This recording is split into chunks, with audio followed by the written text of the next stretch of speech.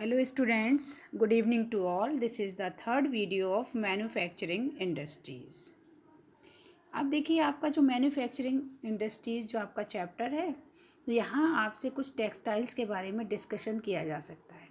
यहाँ मेन आपसे जैसे हिंदी में क्वेश्चन आ सकता है कि सूती कपड़ा उद्योग भारत में सबसे पुराने उद्योग का नाम बताइए, है ना। One of the old textile in India, तो आपकी कॉटन टेक्सटाइल होगी, क्योंकि हमारा जो एशियन टाइम था, यहाँ पर सबसे पहले क्या होता था, हैंडलूम के जो है वो कपड़े तैयार होते थे। अगर आपने गांधी जी के चैप्टर को अच्छे से पढ़ा होगा तो उसमें साफ दिया हुआ है कि गांधी जी ने जो है खादी पर जोर दिया था। उन्होंने कहा था कि हर घर में खादी लोगों को बनाना चाहिए, और जो ब्रिटिशर्स द्वारा बनाया हुआ कपड़ा था उसको उन्होंने अपोज़ किया था। तो यहाँ पर कॉटन टेक्सटाइल की आपसे बात की जा सकती है, और यहाँ एक क्वेश्चन वन वर्ड आपसे पूछा जा सकता है। The first successful textile mill was established in Mumbai in 1854। तो 1854 आपको याद रखना है। मुंबई में पहली जो है वो सूती कपड़ा मिल लगाई गई थी। इसके अलावा अब जो यहाँ पर कॉटन मिल लगाई गई थी, तो कॉटन मिल लगाने से कितने सारे लोगों को काम मिला। एक तो जो रॉ मटेरियल था वो सारा फार्मर्स से ले लिया गया, उसके बाद प्लकर्स थे, ऑर्गेनिंग, spinning, weaving, colouring, dyeing, designing, packaging, tailoring, sewing, मतलब कितने सारे लोगों को इससे काम मिल रहा है। और आपसे ये पूछा जा सकता है कि किस तरह से अनएम्प्लॉय लोगों को एम्प्लॉय दिलाने में ये काम कर रहा है। फिर पैकेजिंग मटेरियल, इंजीनियरिंग वर्क्स, कितने सारे लोग इसमें काम कर रहे हैं। और स्पिनिंग के लिए सबसे ज़्यादा जो है महाराष्ट्र, गुजरात और तमिलनाडु को जाना जाता है। यहाँ पर जो है बहुत ज़्यादा स्कोप है, और यहाँ पर ट्रेडिशनल डिज़ाइन के कपड़े कॉटन, सिल्क, जरी और एम्ब्रॉयडरी के भी मिलते हैं। और इंडिया का जो है कॉटन है वो इतना अच्छा कॉटन है कि वर्ल्ड में उसकी डिमांड है।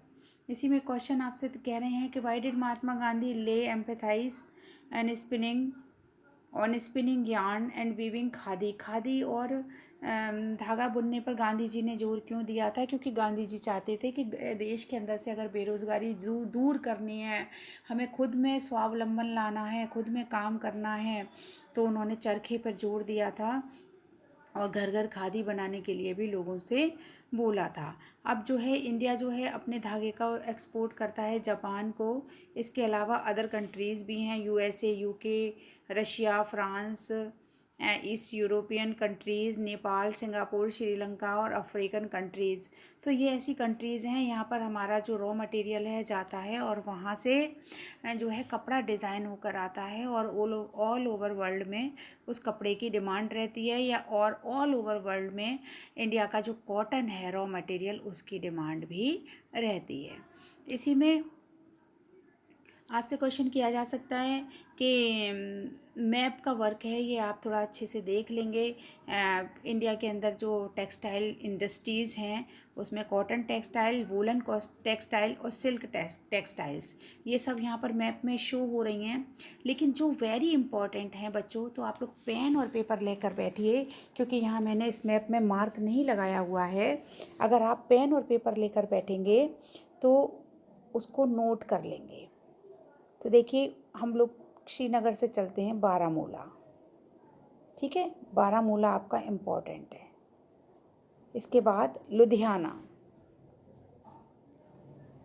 लुधियाना के बाद आप नीचे आइए, अहमदाबाद, सूरत, मुंबई, मैसूर,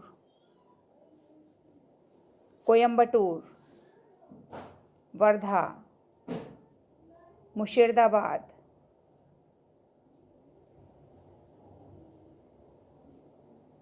कानपुर इज़ ऑल्सो। फिर देख लेंगे दोबारा, बारामूला, लुधियाना,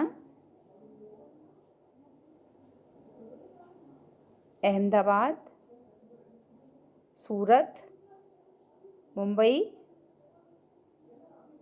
वर्धा, बेंगलुरु, मैसूर, कोयम्बटूर,